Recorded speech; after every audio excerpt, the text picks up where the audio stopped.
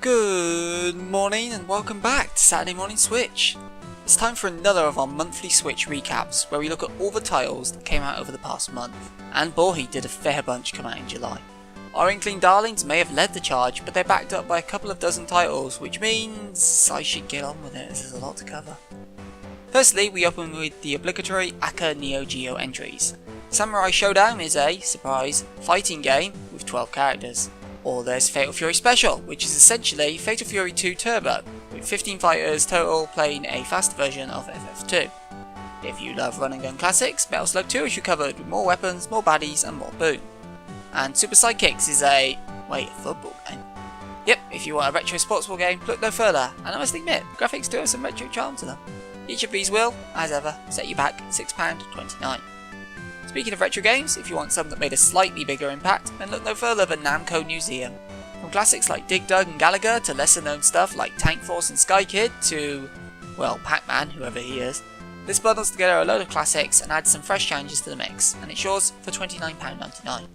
And don't forget, if you buy it and have a friend who also buys in, to download the free Pac-Man vs Multiplayer Edition, letting you really live that thing that was going to revolutionise the whole GameCube to GBA connection cable back at E3 2003. Ah, memories. As for your indie lineup, well, there's a lot, so I'll start with the most expensive and make my way down the price tree. Overcooked Special Edition is at the top end of pricing this month, coming in at £17.99. Though for a game that's won 2 BAFTAs, that seems reasonable. Taking the base game and additional content from 2 of its expansions, this provides the most complete Overcooked package to date.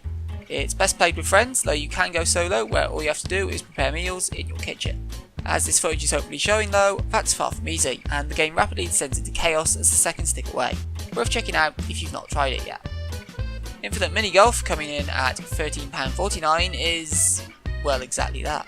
A minigolf game with a course editor, giving you plenty of blocks to build crazy minigolf courses and share them online, hence the infinite part. There's challenges, tournaments, online play, and everything you kind of expect from a minigolf game, so if that's what you want, here it is. Death Squared is a game that I struggle to describe even after seeing several trailers. You move blocks around and try to get them to their designated zones without triggering one of the many ways to die. There's around 150 levels to clear, split across ones for solo players and some for groups of 2 or 4, but I don't know, I don't really feel this one, even if it's in a genre I usually enjoy. It's yours for £11.99 if you disagree with me though. Implosion is an isometric hack and slash, and to give him some credit, I can't think of any other isometric hack and slashers. There's also some story about the loss of humanity, fighting a mysterious menace, yada yada, you know the drill. It does look somewhat nice and boasts an orchestral soundtrack and will set you back just over a tenner at £10.79. But if you don't have the extra change to go with your crisp £10 note, how about Mambo, coming in at £9.99. With a trailer that feels reminiscent of Runbow in some ways, albeit without a lot of the charm or aesthetic, it simply involves you smashing balls around, into each other, into enemies, into the environment, they don't care, as long as they're hitting things at high speed. The game champions its one-button controls and multiplayer, but feels a bit bare bones to me, especially for a console with so many great multiplayer titles. But Slazo, what if I only have £9? Well, you're the most well catered to of all this month then, with 5 games coming out at £8.99. Flip Wars might well seem familiar, as it was previously showcased under the name Project Mekaru. It feels like some weird alternate universe version of that one mode in Bomberman about painting the ground, except instead of bombs, you ground pound.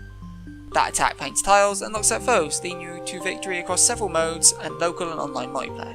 Much like the Switch's Bomberman though, this feels a little overpriced for what it is, even at £8.99, as I struggle to see any lasting replayability. It does look fun though. Vaccine is weird. Looking like the old Resident Evil games in some ways, it gives you 30 minutes to find a vaccine for your friend before they die, letting you loose in randomly generated houses. So it's a roguelike survival horror against the clock? There's also a bunch of other systems like experience points and skill learning in there. Reviews seem to vary wildly, but this seems to know its nostalgia adult audience and goes straight for them. So if 90s survival horror was your jam, £8.99 will net you this title. I Am Me reminds me of those 2D platformers you play on your browser, with the gimmick of you control 2 people at the same time. Ooh. It looks very basic to me, with a kind of cute main character that looks out of Ghibli, but with little in the way of animation or visual charm elsewhere. It boasts 92 levels and a relaxing soundtrack, but I was getting bored of this before the trailer ended, and in an industry that has no lack of 2D indie platformers, I'd take your £8.99 elsewhere. Boost Beast provides an interesting twist on the age-old match-3 game by turning it to a defense game where you summon animals to fend off zombies. There's over 200 levels and usual match 3 additions such as bombs, but even watching a trailer, I'm not sure if there's any nuance to the summoning elements or if it's just make lots of matches to win. There's no army versus army multiplayer either, so only get this if you're after a new match prefix and don't mind paying with £8.99. Ultra Hyperball is keepy up in game form. That might sound very simple, but credit to the team at Springloaded, they've run with this as far as they can. Story, co-op versus multiple game types and full utilisation of the Switch's controllers for its button, motion and touch control schemes. Yeah. I don't know whether it has the replayability or depth to be worth the £8.99 asking price, but I give them full marks for trying. Bulbware, a game far more horrifying than that name might have you believe, merges horror with point-and-click-esque games, making the usual blend of puzzles and outwitting foes, with plenty of flashbacks to show you happier times, and a cool visual style that I dig. It's won plenty of awards since its 2015 release on PC, and comes at you for only £7.19, making it one of the best deals in this month's lineup. Dropping down to the £5 and below bracket, somewhat dominated by Namco, we have 4 new titles for those with little cash to spare. Shephy, a game about sheep, which appeals to the Welshman in me, is a single player card game where the goal is to recruit 1,000 sheep. Some cards help, some cards hinder, so the smart player is what is needed to succeed. The game also contains a story and challenge mode, but weirdly no multiplayer. I guess the game's not designed for it, but local multiplayer might have won me over to buying this. Either way, at £4.99 I can't complain, so if you like adorable little card games, look into Shephy. The other £4.99 game is some weird version of Freeze. Called Levels Plus Addictive Puzzle Game, because apparently these guys are that confident. You move red, blue and yellow panels around a grid, levelling them up. Blue is good, red is bad, and yellow is cash money. And that's pretty much it. Very simple, but if you like that kind of game, very, well, as they say in the title, addictive. Which leaves us with our cheapest duo. Physical Contact Speed, coming in at just £4.49, is a game so simple, the eShop description doesn't even explain what it is.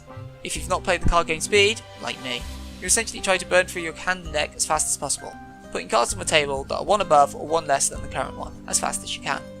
You can play against the AI or each other, add handicaps, and use in-game money to buy new decks, but that's it for this game. There's a reason why it's so cheap, I guess. Our last indie is Qbics Paint, and despite my initial hopes, it's not Big Box 3D. You bash away at giant cubes to uncover the Qbics hidden within, then paint or make additions before placing it onto a photograph background. It's nothing complex, but I personally can see it working as a nice little distraction for children. It's also only £4.49, and if you're asking me to pick one of these last 2 titles, this wins hands down. Which moves us to the not 1, but 4 retail titles for the Switch this month. Starting with the hardest one to get your hands on, Cave Story Plus. While it retails for a little on the steep end at £26.99 off the eShop and about £29 for a physical copy, compared to, say, £11 on Steam, there's no denying it's become one of gaming's biggest cult classics. A Metroidvania-style adventure with good art, a nice challenge, and a cool story, proving just how far one developer can go. But whether it's worth it at that price, considering it's been on other handhelds before, I'm not so sure. If you enjoy movie tie-ins, or as surprised as me that movie tie-in games still exist, then good news, you can get Cars free for £45 to £50. Driven to Win lets you use over 20 characters from the film and franchise, like Lightning McQueen and, well, I've not watched Cars, but I imagine they're all there. Over 20 tracks and 6 game modes await you.